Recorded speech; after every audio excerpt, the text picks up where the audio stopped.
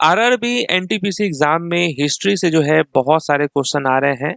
तो अब से जो है एग्जाम तक एग्जाम एनालिसिस बेस्ड जो हॉट टॉपिक्स हैं उसका रिवीजन हम आपको कराने वाले हैं। तो इस वीडियो में हिस्ट्री के सारे इंपॉर्टेंट क्वेश्चन और जिस पैटर्न पे जो क्वेश्चन पूछा जा रहा है ना उसी पैटर्न पे हम आपको रिवीजन कराएंगे। तो चलिए स्टार्ट करते हैं फर्स्ट क्वेश्चन से। पहला क्वेश्चन है कि दिल्ली सल्तनत में दीवान ए वजारत किस विभाग से संबंधित था। आज एक क्वेश्चन इसी टाइप से पूछा गया था, है ना। तो इसीलिए आप लोग कंप्लीट रिवीजन कीजिए। तो क्या होगा राइट आंसर, दिल्ली में दीवान ए वजारत जो है वो किस विभाग से संबंधित था। तो आप कहेंगे फाइनेंस डिपार्टमेंट। ये सब जो डिपार्टमेंट है ना आपको याद होना चाहिए। दीवान ए वजारत फाइनेंस डिपार्टमेंट से है। दिल्ली सल्तनत में दीवान ए वजारत का प्रमुख कौन होता था, जो हेड होता था उसे हम क्या कहते थे। तो आप कहेंगे वजीर। ठीक है ना, वजीर जो है यहाँ पर राइट आंसर है।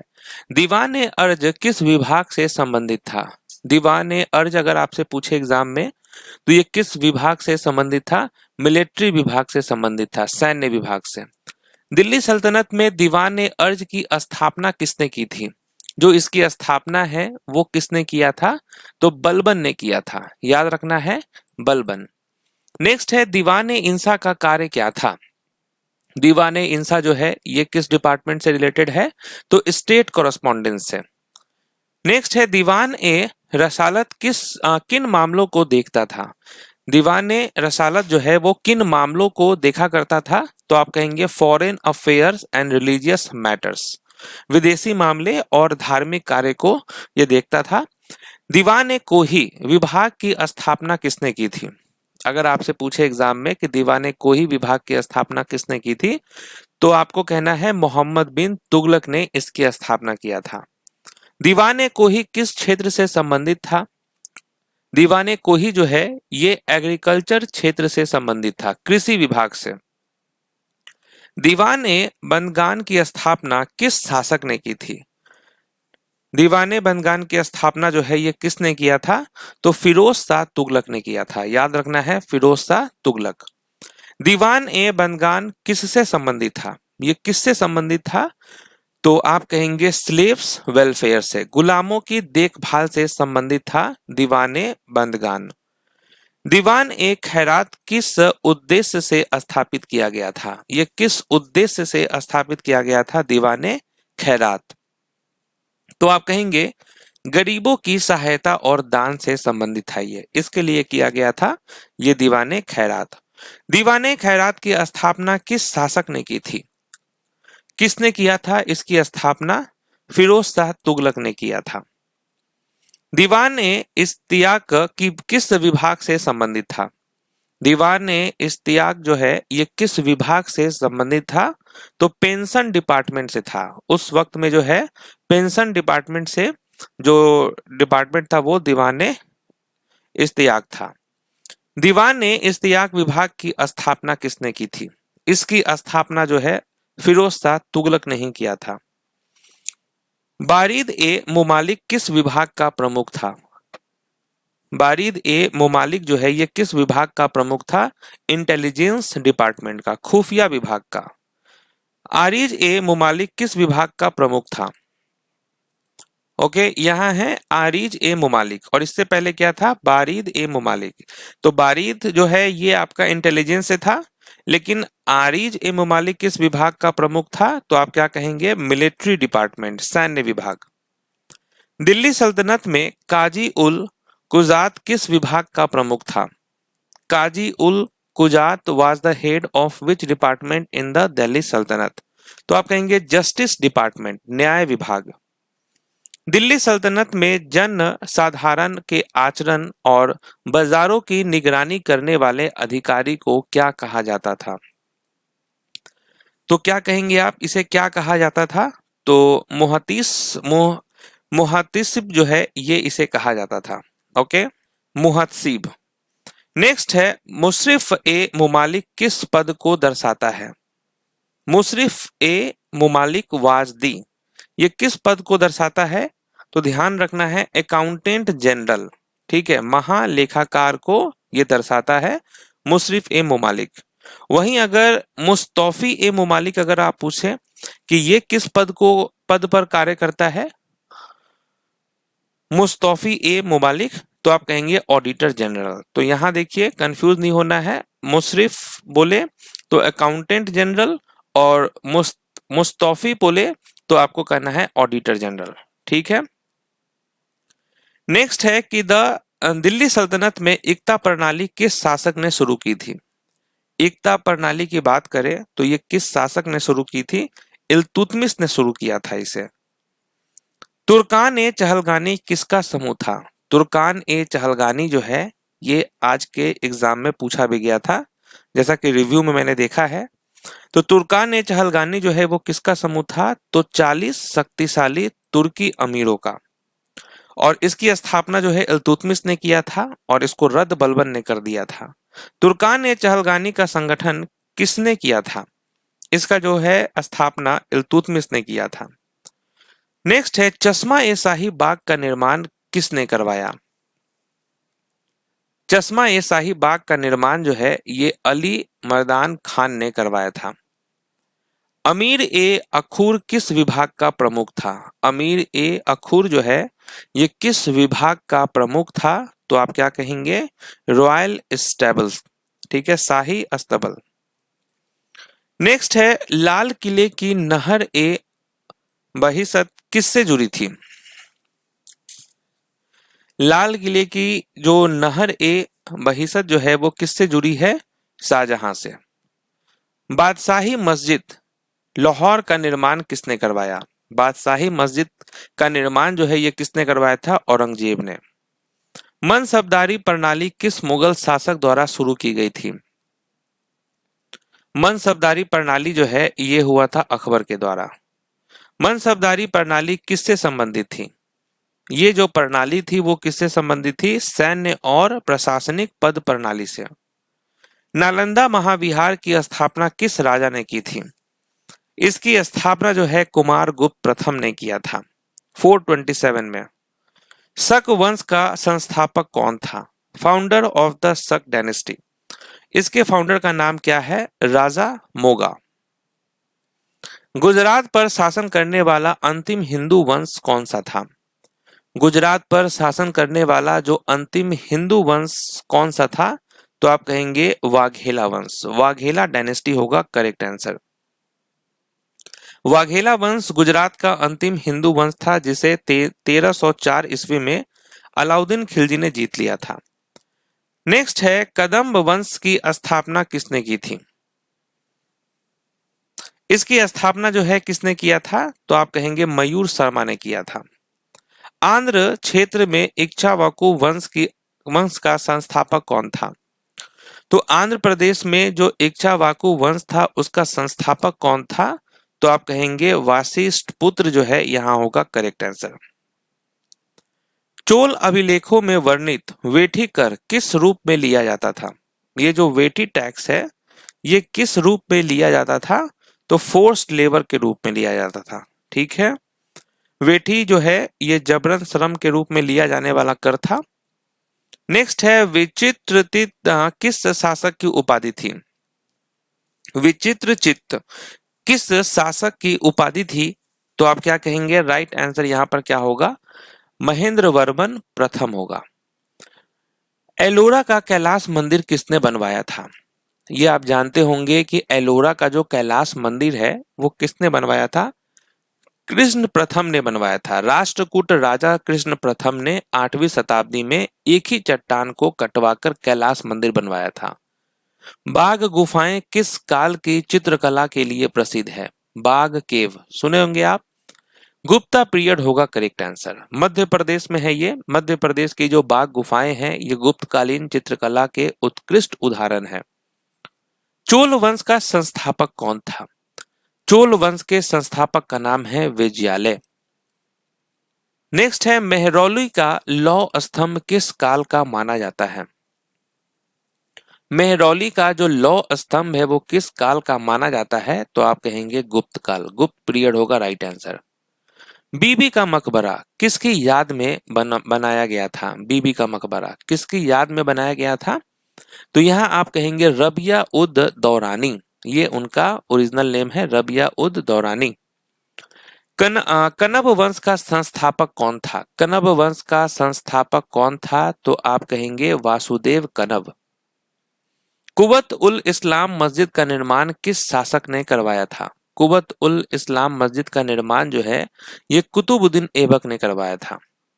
कुषाण साम्राज्य की स्थापना किसने की थी? Who founded the Kushan empire?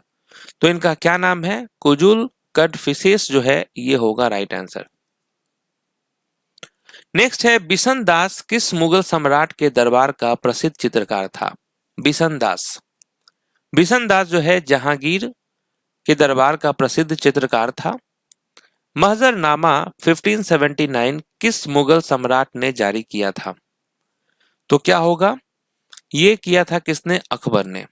Akbar ने ही 1579 में धार्मिक मामलों में सर्वोच्च अधिकार स्थापित करने हेतु मजरनामा जारी किया था। हम्पी किस साम्राज्य की राजधानी थी? हम्पी जो है ये किस साम्राज्य की राजधानी थी? तो विजयनगर अंपायर। सैयद वंश की स्थापना किसने की थी? Who founded the Syed dynasty? Syed वंश की स्थापना जो है ये खिलजी खान ने किया था। चंद्रगुप्त द्वितीय ने किस शक शासक को पराजित किया था? ओके, तो चंद्रगुप्त द्वितीय ने जो है किसको पराजित किया था? तो आप कहेंगे रुद्र सिंह तृतीय को। 1504 में आगरा शहर की स्थापना किस शासक ने की थी? आगरा शहर की स्थापना सिकंदर लोदी ने किया था। अनवर ए सुहेली किस ग्रंथ का फारसी अनुवाद है? अनवर ए सुहेली किस ग्रंथ का फारसी अनुवाद है? तो आप कहेंगे पंचतंत्र। फतेहपुर सीकरी का इबादत खाना अकबर ने किस उद्देश्य से बनवाया था? फतेहपुर सीकरी का इबादत खाना जो है अकबर ने किस उद्देश्य से बनवाया था? तो रिलीजियस डिस्कशन के लिए बनवाया था। वर्धन वंश का संस्थापक कौन था? वर्धन वंश का संस्थापक जो है ये पुष्यभूति हो जाएगा राइट आंसर। वर्धन वंश की स्थापना पुष्यभूति ने लगभग 500 ईस्वी में की थी। नेक्स्ट है रजमनामा किस भारतीय महाकाव्य का फारसी अनुवाद है? रजमनामा जो है ये किसका है? तो महाभारत का। कौटिल्य के अर्थशास्त्र के अनुसार राज्य के सप्तांग सिद्धांत में कितने अंग थे? तो कितने अंग थे? तो 7। मेगस्थनीज की इंडिका के अनुसार पाटलिपुत्र का नगर प्रशासन कितनी समितियों द्वारा चलता था? बहुत इंपॉर्टेंट क्वेश्चन है ये कि मेगस्थनीज की जो इंडिका है उसके अनुसार पाटलिपुत्र का नगर प्रशासन कितनी समितियों द्वारा चलता था? तो आप कहेंगे 6 समिति द्वारा। ठीक है, 6 समितियां थी, प्रत्येक में 5 सदस्य जो नगर प्रशासन संभालती थी। हड़प्पा स्थल की खोज किस वर्ष और किसके द्वारा की गई थी? हड़प्पा सभ्यता की खोज जो है ये किया गया था 1921 में दयाराम साहनी के द्वारा। कलिंग युद्ध की विभीषणता का वर्णन अशोक के किस शिलालेख में है? कलिंग युद्ध का जो वर्णन है अशोक के किस शिलालेख में है? तो आप कहेंगे प्रमुख शिलालेख 7 में है। ओके, राइट आंसर हो जाएगा प्रमुख शिलालेख 7। नेक्स्ट है दक्षिण भारत में ब्रह्मदेव क्या है? दक्षिण भारत की बात करें तो उसमें ब्रह्मदेव जो है ये क्या है? तो आप कहेंगे ब्राह्मणों को दी गई कर मुक्त भूमि, ये कहलाती है ब्रह्मदेव। नेक्स्ट है स्वदेश सेवक होम यानी कि स्वदेश सेवक होम किस राष्ट्रीय स्वतंत्रता आंदोलन से संबंधित है? किस से संबंधित है ये? तो आप कहेंगे गदर मूवमेंट से संबंधित है, गदर आंदोलन से। मास्की अशोक शिलालेख की खोज किसने की थी? मास्की अशोक शिलालेख की खोज जो है वो किसने किया था? सी बीडन ने किया था। Right answer C Beadon. विशाल स्नानगर जो है किस हड़प्पा स्थल से प्राप्त हुआ था? ग्रेट बाथ की अगर हम बात करें तो ग्रेट बाथ जो है ये मोहनजोदारो में मिला था। शक शासक को पराजित करने के बाद चंद्रगुप्त द्वितीय ने किससे विवाह किया था? चंद्रगुप्त द्वितीय ने जो है किससे विवाह किया था? कुबेर नागा से किया था। ठीक है, नर्तकी यानी डांसिंग गर्ल की कांस्य मूर्ति कहाँ से मिली है? डांसिंग गर्ल की जो कांस्य मूर्ति है ये हमें मोहनजोदारो से मिली है। तख्त ए बाही अभिलेख किस पार्थियन शासक का उल्लेख करता है? तो ये किस पार्थियन शासक का उल्लेख करता है? तो आप कहेंगे गोंडो फेरनेस जो है यहाँ पर राइट आंसर हो जाएगा। भारत में प्राइवी पर्स को आधिकारिक रूप से कब समाप्त किया गया था? कब समाप्त किया गया था इसे? 1971 में। महात्मा गांधी ने असहयोग आंदोलन किस घटना के कारण वापस ले लिया था? महात्मा गांधी ने चौरी चौरा कांड जो हुआ था उसके बाद जो है ये वापस ले लिया था 1922 में। नेक्स्ट है टेराकोटा का हल किस हड़प्पा स्थल से प्राप्त हुआ है? टेराकोटा का हल जो है वो कहां से प्राप्त हुआ है? तो आप कहेंगे बनावली से प्राप्त हुआ है।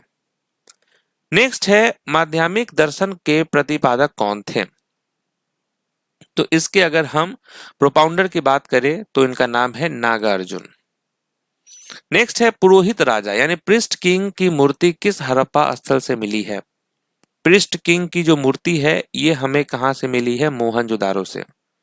यमक ग्रंथ पाली त्रिपिटक के किस विभाग से संबंधित है?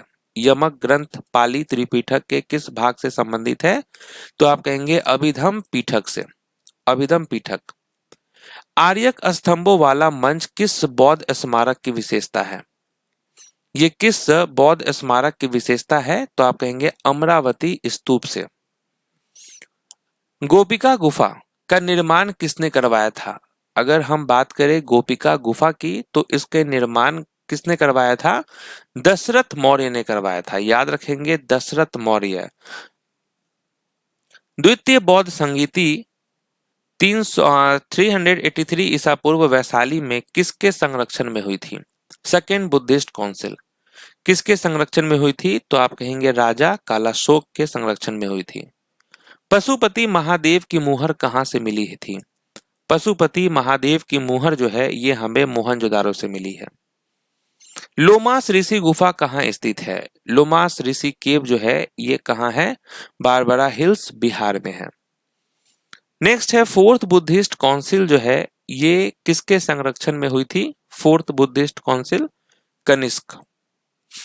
प्राचीन भारत में महाजनपदों की कुल संख्या कितनी थी? कुल जो संख्या है वो 16 महाजनपद होते थे। लाहौर की बादशाही मस्जिद का निर्माण कब पूरा हुआ था? लाहौर की जो बादशाही मस्जिद है उसका निर्माण जो है 1673 में पूरा हुआ था। हड़प्पा लिपि के 10 बड़े चिन्हों वाला अभिलेख कहां से मिला है? ये कहां से मिला है? धोलावीरा से। कुतुब मीनार की अनुमानित ऊंचाई कितनी है? Approximate height of the Qutub Minar. तो इसकी हाइट है 73 मीटर अप्रोक्स। महरौली लौह स्तंभ की कुल ऊंचाई लगभग कितनी है? महरौली लौह स्तंभ की ऊंचाई की बात करें तो वो 7.21 मीटर है। ओके। प्रथम विश्व युद्ध के समय भारत का गवर्नर जनरल कौन था? भारत का गवर्नर जनरल उस टाइम पे हार्डिंग सेकंड था। 1954 में लोथल स्थल की खोज किसने की थी? लोथल स्थल की खोज किसने की थी? एस.आर. राव ने किया था। भारतीय राष्ट्रीय कांग्रेस की पहली भारतीय महिला अध्यक्ष कौन थी? पहली भारतीय महिला अध्यक्ष जो है उनका नाम है सरोजिनी नायडू। इल्बर्ट बिल किस वायसराय के कार्यकाल में प्रस्तुत किया गया था? किसके कार्यकाल में प्रस्तुत किया गया था? रिपन। नेक्स्ट है फायर एल्टर्स किस हड़प्पा स्थल से मिला है? फायर एल्टर्स ये मिला है कालीबंगा से। 1800 में फोर्ट विलियम्स कॉलेज कोलकाता की स्थापना किसने की थी? इसकी स्थापना किसने किया था? रिचर्ड वेल्जली जो है इसकी स्थापना किया था। भारतीय विश्वविद्यालय अधिनियम किस वायसराय के कार्यकाल में पारित हुआ था? The Indian universities act 1904 was passed during the tenure of which viceroy? तो आप कहेंगे करजन। 1923 में कांग्रेस के भीतर स्वराज पार्टी की स्थापना किसने की थी? स्वराज पार्टी की स्थापना जो है ये मोतीलाल नेहरू और सी.आर. दास ने किया था। भारत में डॉक्ट्रिन ऑफ लैप्से किसने लागू की थी? डॉक्ट्रिन ऑफ लैप्से किसने लागू की थी? डलहौजी ने। बनावली पुरातात्विक स्थल की खुदाई किसने की थी? इसकी जो खुदाई है वो किसने किया था? आर.एस. बिष्ट ने किया था। हंटर शिक्षा आयोग का गठन किस वायसरॉय ने किया था? हंटर शिक्षा आयोग, ये किया था रिपन ने। 1885 में भारतीय राष्ट्रीय कांग्रेस की स्थापना के समय भारत का वायसरॉय कौन था? भारत का वायसरॉय था डफरिन। भारत का सबसे बड़ा हड़प्पा स्थल कौन सा है? सबसे बड़ा हड़प्पा स्थल है राखीगढ़ी। भारतीय राष्ट्रीय कांग्रेस का वह एकमात्र वार्षिक अधिवेशन कौन सा था जिसकी अध्यक्षता महात्मा गांधी ने की थी? तो आप क्या कहेंगे? बेलगाम 1924। मोहनजोदारो के महान स्नानघर का आकार और माप क्या है? साइज पूछ रहा है तो ये रेक्टेंगुलर था और 12 मीटर इंटू 7 मीटर इसका डायमेंशन है। 1906 में कलकत्ता अधिवेशन की अध्यक्षता किसने की थी? इसकी अध्यक्षता दादा भाई नौरोजी ने किया था। 1890 में कलकत्ता अधिवेशन में भारतीय राष्ट्रीय कांग्रेस को संबोधित करने वाली महिला नेता कौन थी? महिला नेता का नाम था कदाम्बिनी गांगुली।